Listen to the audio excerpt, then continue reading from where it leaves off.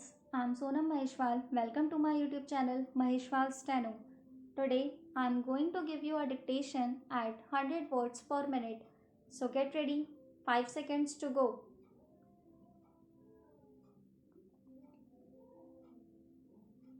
The Learned Counsel for the Appellant has placed reliance on the case of Mohsin v. Reshma. In this case, the High Court had set aside the order of the civil judge granting the custody of the child to her mother's paternal aunt, while the father was not proven to be unfit.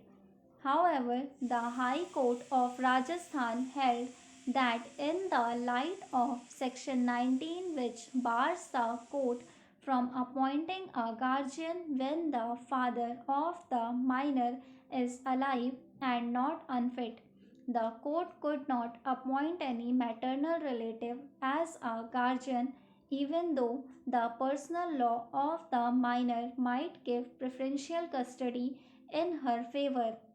As is evident, the aforementioned decision concerned appointment of a guardian. No doubt, unless the father is proven to be unfit, the application for guardianship filed by another person cannot be entertained. However, we have already seen that the question of custody was distinct from that of a guardianship.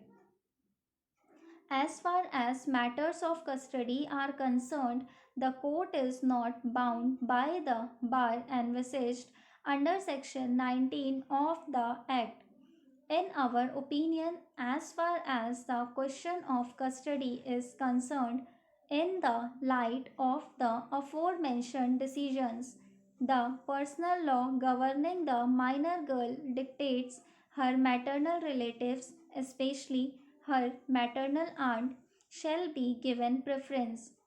To the extent that we are concerned with the question of interim custody, we see no reason to override this rule of modern law, and hence a prima facie case is found in favor of the respondents.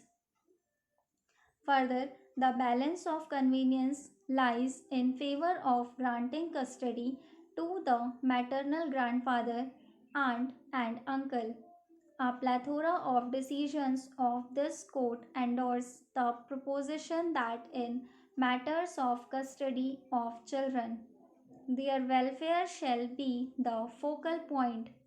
Once we shift the focus from the rights of the contesting relatives to the welfare of the minor children, the considerations in determining the question of balance of convenience also differ.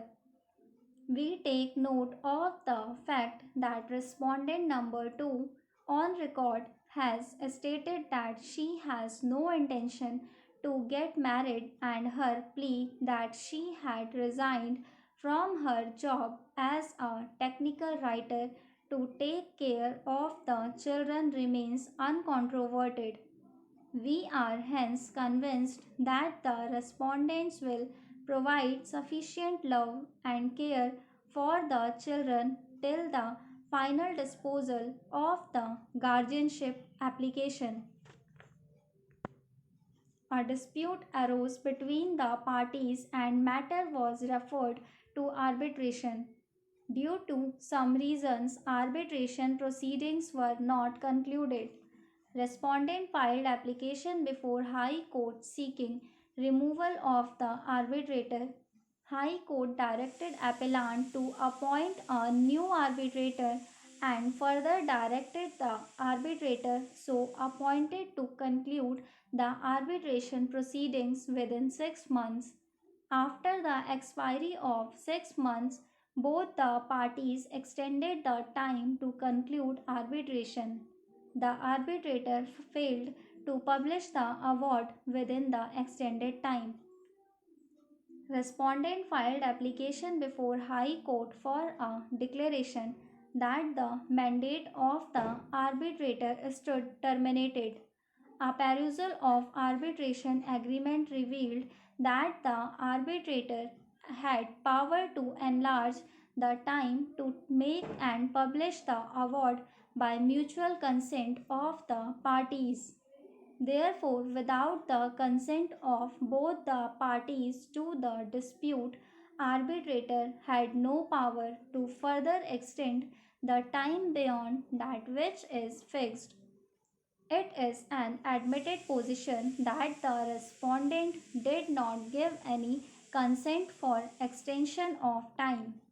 Thus, the arbitrator had no power to further enlarge the time to make and publish the award, and therefore his mandate had automatically terminated after the expiry of the time fixed by the parties to conclude the proceedings.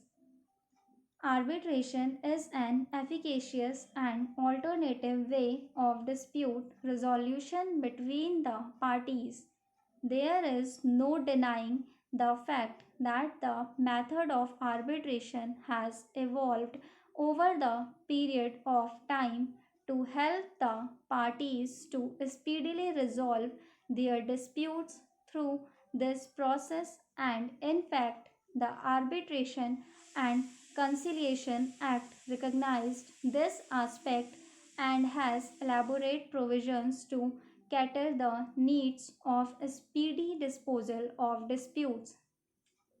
The present case illustrates that, in spite of adopting this efficacious way of resolving the disputes between the parties through the arbitration process, lingered on for a considerable length of time, which defeated the notion of the whole process of resolving the disputes through arbitration.